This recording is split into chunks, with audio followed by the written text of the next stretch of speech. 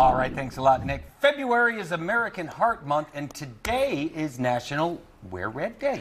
And it's a day to raise awareness for women's heart health. And joining us this morning is cardiologist Dr. Tracy Stevens. She is from St. Luke's Women's Heart Center to tell us more on why staying healthy and staying informed is so important.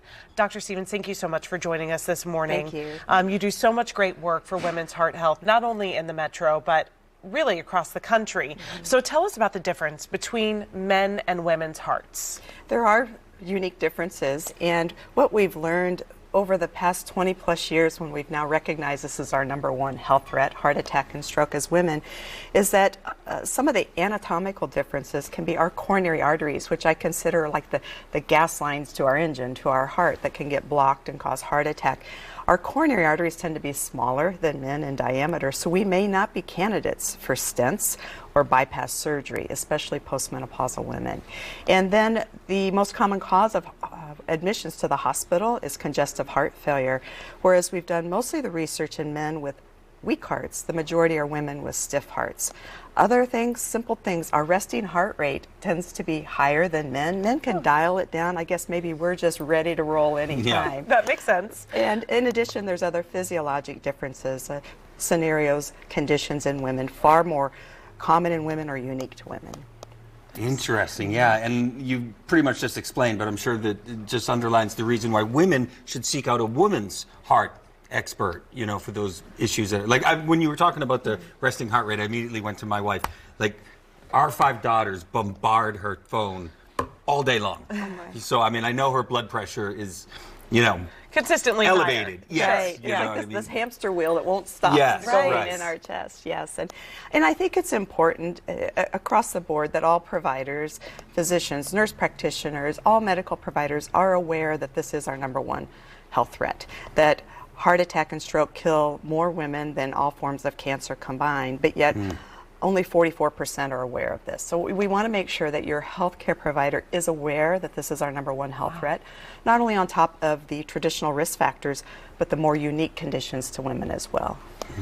And, you know, women need to go in knowing this as well, right? They have to be their own advocate for themselves. What are some things that maybe they need to pointedly ask their primary care provider, their OBGYN, whoever they're seeing, to make sure that, you know, if they think they might be having symptoms, that they're getting the help they need? It's a great point, Abby, in that we have to be our own advocate, women and men, because healthcare is kind of crazy right now. And if it's not a complaint or a symptom, the preventive piece can be lost. Sure. So we have to advocate.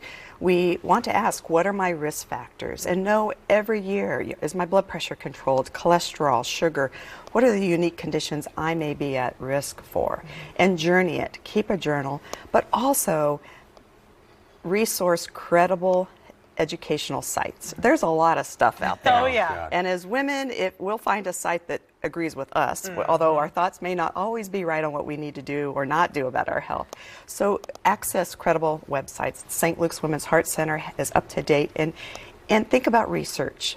Participate in research, advocate for research, because it's lacking in women. Yeah, that's a good point. This isn't in our list of questions, but I assume you can handle it. What are some symptoms that a woman might notice and you should not ignore, you know what I mean? Like, right. Although we can have that Hollywood heart attack symptom, you know, the clutching the chest, we have more unique symptoms. So I always say anything from the waist on up, as well as overwhelming fatigue. Think, this is new, could this be my heart? And that can be not only chest discomfort, chest pressure, pain between the shoulder blades, indigestion, shortness of breath, toothache, neck pain. But I've read a lot of things unique to women, like, because men, you hear like the radiating pain down the left arm or whatever, but women have different, like, major red flag symptoms. We can, and a lot of those symptoms I just mentioned, who doesn't have those? Right. And so then it's that, put it into perspective.